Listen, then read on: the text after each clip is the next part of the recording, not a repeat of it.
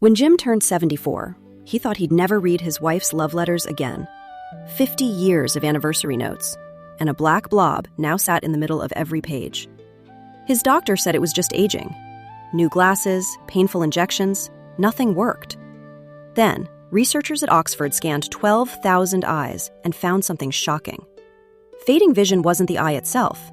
It was the tiny blood vessels feeding it, clogged shut. Imagine watering a garden with a kinked hose. Plants wilt. Starving eyes do the same. Dr. Sidney Bush proved this 37 years ago.